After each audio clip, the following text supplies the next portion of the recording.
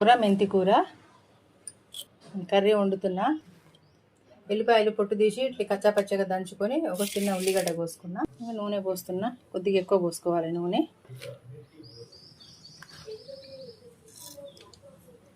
జీలకర్ర,